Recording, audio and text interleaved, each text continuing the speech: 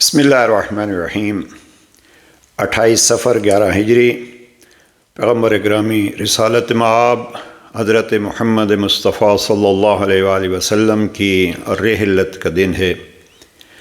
آئیے خاندان نبوت کو اس عظیم صدمے پہ پرسہ پیش کرتے ہیں اور تمام مومنین مسلمین کو پرسہ پیش کرتے ہوئے گزارش یہ کرتے ہیں کہ پیغمبر اکرم صلی اللہ علیہ وآلہ وسلم کی رحلت کے موقع پر بھی اگر ہم مسلمانوں کی حالت دیکھی جاتی ہے تو جھگڑا یہ ہو رہا ہے کہ جنازہ کس نے پڑھایا تھا اور پڑھایا تھا یا نہیں پڑھایا تھا، اور پڑھایا تھا تو کیسے پڑھایا تھا۔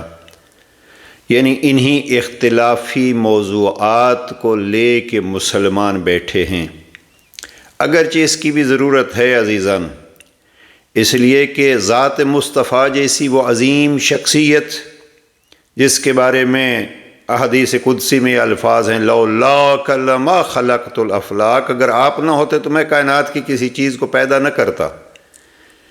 اب وہ اس پر کیا گزری، اور بالخصوص افسوس یہ ہوتا ہے الحمدللہ شیعہ کمیونٹی میں 28 صفر کو بڑے ہی غم اور حزن کے ساتھ اس دن کو منایا جاتا ہے، لیکن اکثر کوئی توجہ ہی نہیں ہے کہ یہ بھی کسی عظیم ہستی کے ہم سے جاننے کا دن ہے۔ پہلا سوال مسلمانوں سے یہ ہے، کیوں ہم بھول گئے کہ 23 سال کی نبوت کی محنت پیغمبر اکرم نے مکمل کی اور اس دنیا سے کوچ کیا، تو ہم ان کے کوچ کے دن کو کیوں نہیں یاد کرتے؟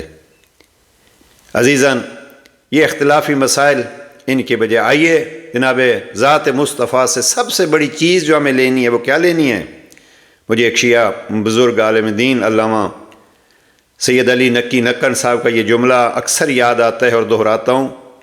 وہ فرمایا کرتے تھے، قرآن کو بھی قرآن تب ہم مانیں گے جب پہلے مصطفیٰ کی زبان کی صداقت کا یقین ہوگا۔ کس نے کہا ہمیں کہ یہ قرآن ہے اور یہ حدیث ہے؟ یہ ذات مصطفیٰ نے کہا، اور پیغمبر اکرم کے اس فرمان کو ہم مد نظر رکھیں گے اور وہ صادق سمجھیں گے تو قرآن بنے گا۔ لیکن افسوس یہ ہے کہ قرآن سے بھی ہم اختلافی چیزیں نکالتے ہیں۔ بہرحال ان اختلافات کا جوانوں کو جواب بھی دینا پڑتا ہے۔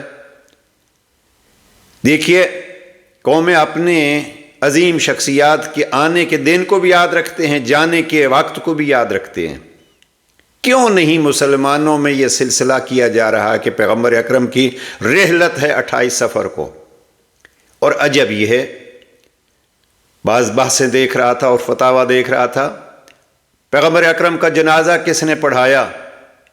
جنازہ پڑھایا ہی نہیں گیا۔ ادھر کہا جاتا ہے گروہ در گروہ افراد آتے تھے اور آ کے درود پڑھتے تھے اور چہرہ دیکھ کے چلے جاتے تھے۔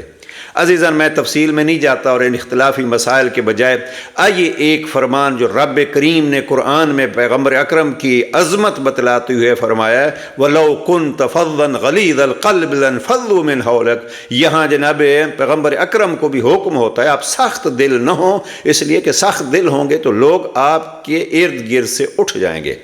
آئیے ان اختلافی مسائل کو یہ شیعہ ہے، یہ سنی ہے، یہ بریلوی ہے، یہ وہابی ہے، یہ اور فلاں ہے، نہیں، پیغمبر اکرم کے پیروکار بنیے اور کائنات میں وہ ذات گرامی جس نے قسم کھائی ہے اور اصحاب کو گواہ بنایا ہے کہ مجھ سے بڑھ کے مصطفیٰ کا کوئی تابعدار نہیں ہے۔ خطبہ نمبر 195 نہج البلاغہ میں اگر جا کے دیکھیے، جناب امیر المومنین فرماتے ہیں وَلَقَدْ عَلِمَ الْمُسْتَحْفَظُونَ مِنْ أَصْحَابِ مُحَمَّدٍ أَنِّي لَمْ أَرُدَّ عَلَى اللَّهِ وَلَا عَلَى رَسُولِهِ سَاعَةً قَطُّ۔ یہ مفتی جعفر حسین مرحوم کا ترجمہ خطبہ نمبر 195۔ پیغمبر اکرم کے امین صحابی گواہ ہیں کہ علی کی زندگی کا ایک لحظہ بھی اللہ یا اللہ کے رسول کی مخالفت میں نہیں گزرا۔ ابھی اسی خطبہ نمبر 195 میں جناب امیر المؤمنین فرماتے ہیں میں تھا کہ وَلَقَدْ قُبِضَ رسول اللہ۔ آج کے سیشن کا ہمارا موضوع یہ ہے کہ نبی کو غسل دینے والا، نبی کو کفن پہلانے والا، نبی کو نماز جنازہ پڑھانے والا اور نبی کو دفن کرنے والا، یہ وہ فرائض جو ادا کیے ہیں تو یہ ذات علی ابن ابی طالب نے ادا کیے ہیں۔ کہاں تھے باقی افراد؟ اب میں اس بحث میں اور پھر وہی اختلافی بحث میں، البتہ اس کے لیے میں عرض کروں گا ملل النحل شہرستانی کو پڑھیے، اس نے ایک باب بنایا ہے رحلت پیغمبر اکرم کے وقت کے 10 بڑے بڑے اختلافی مسائل۔ مثلا اس نے پہلا مسئلہ یہ کیا کہ ادھر رحلت پیغمبر کا وقت تھا، بیماری کے آخری مراحل تھے، اور وہ قصہ کرتاس، پیغمبر نے کاغذ مانگا، قلم مانگا، نہ دیا گیا۔ اس کو ملل النحل شہرستانی نے ایک متعصب سنی ہے اور اس نے لکھا ہے کہ یہ مصیبت تھی، رضیہ لفظ استعمال کیا ہے، اور پھر بخاری اور دوسری کتابوں کے حوالے سے کہ یہ ایک بہت سخت دن تھا جب پیغمبر قلم مانگ رہے ہیں، پیغمبر کو قلم نہیں دیا جا رہا۔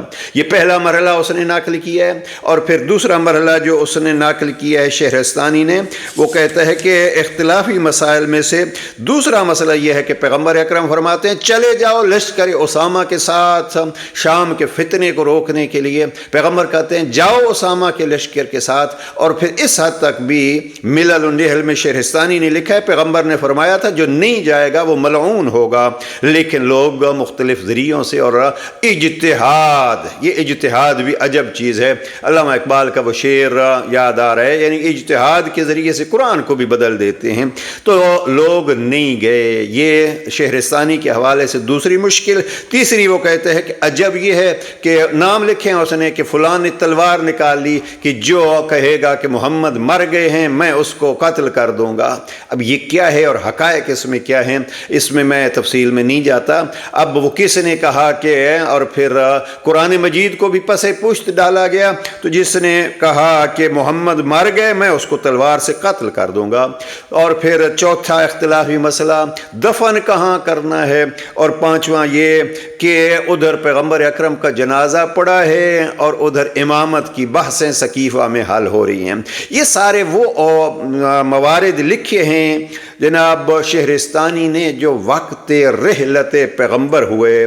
میں یہاں عرض کروں گا ایک خطبہ پڑھیے گا، وہ ہمارا موضوع تھا، خطبہ نمبر 195 میں نہج البلاغہ، اور خطبہ 232 میں جناب امیر علیہ السلام نے یہ واضح لکھا ہے کہ جب رسول اللہ نے رحلت فرمائی تو ان کا سار اقدس میرے سینے پر تھا اور میرے ہاتھوں میں ان کی روح طیب نے مفارقت کی، تو میں نے تبرکاً اپنے ہاتھ منہ پر پھیر لیے۔ اب آپ دیکھیے جناب امیر علیہ السلام فرماتے ہیں میں نے آپ کے غسل کا فریضہ انجام دیا۔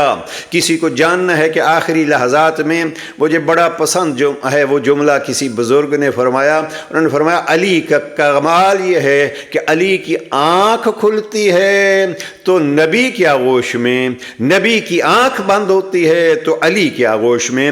علی علیہ السلام فرماتے ہیں میں نے آپ کے غسل کا فریضہ انجام دیا اس عالم میں کہ ملائکہ میرا ہاتھ بٹا رہے تھے، آپ کی رحلت سے گھر اور اس کے اطراف و جوانب نالہ و فریاد سے گونج رہے تھے، فرشتوں کا تانتا بندھا ہوا تھا، ایک گروہ فرشتوں کو اترتا تھا اور ایک گروہ چڑھتا تھا، وہ حضرت پر نماز پڑھتے تھے اور ان کی دھیمی آوازیں برابر میرے کانوں میں بھی آ رہی تھیں، یہاں تک کہ ہم نے انہیں قبر میں چھپا دیا۔ تو اب ان کی زندگی میں اور موت کے بعد مجھ سے زائد کون ان کا حقدار ہو سکتا ہے۔ یہاں جناب امیر علیہ السلام نے غسل کا بھی ذکر کیا ہے، نماز کا بھی ذکر کیا ہے، اور جناب پیغمبر اکرم کے دفن کا بھی ذکر کیا ہے۔ تو نبی کے آخری لحظات کے ان فرائض کو ادا کرنے والی ذات کا نام علی ابن ابی طالب ہے۔ اب وقت آپ کا زیادہ نہیں لیتا، خطبہ نمبر 232 کو بھی دیکھیے۔ قالہ وہو یعلی غسل رسول اللہ وتجہیزہ، یہ جناب امیر علیہ السلام نے جب غسل و کفن دے رہے تھے تو اس وقت یہ پڑھا اور یہاں پھر اپنے دکھ اور درد کا اب اظہار کیا۔ یا رسول اللہ میرے ماں باپ آپ پر قربان ہوں، آپ کی رحلت فرما جانے سے نبوت، خدائی احکام اور آسمانی خبروں کا سلسلہ قطع ہو گیا ہے جو کسی اور نبی کے انتقال سے نہیں ہوا تھا۔ اب یہ ہے ختم نبوت کا اعلان، آپ نے اس مصیبت میں اپنے اہل بیت کو مخصوص کیا، یہاں تک کہ آپ نے دوسروں کے غموں سے تسلی دی ہے، اور پھر یہ کہا ہے کہ اگر حکم نہ ہوتا تو ہم ساری زندگی آنسو بہاتے رہتے اور اپنے غم کا اور دکھ کا اظہار کیا اس میں۔ اب ہم نے بعض ایسے افراد دیکھیں کہ ان خطبات کو بھی اختلافی کہ جی شیعہ ماتم کیوں کرتے ہیں، یہ اس لیے کرتے ہیں کہ پیغمبر اکرم آنسو بہا رہے تھے، غم کر رہے تھے، ماں کی قبر پہ بھی اور اپنے بیٹے جناب ابراہیم کی قبر پہ بھی آنسو بہا رہے تھے۔ آئیے ان اختلافی مسائل کے بجائے جناب پیغمبر اکرم سے کچھ سیکھیں، زندگیوں میں ایک ہی چیز سیکھ لیں جو اللہ نے بتلائی ہے کہ میرا محبوب رؤوف، امت کے لیے رؤوف تھے۔ آئیے امت مصطفیٰ کے ایک پیروکار بن کے دین مصطفیٰ اس ذات گرامی اور اس گھرانے سے سیکھیں جس کے لیے پیغمبر اکرم فرماتے ہیں انا مدینۃ العلم وعلی بابھا، اور جس نے پیغمبر کو غسل دیا، پیغمبر کو کفن پہنایا، پیغمبر اکرم کا جنازہ پڑھا اور دفن کیا۔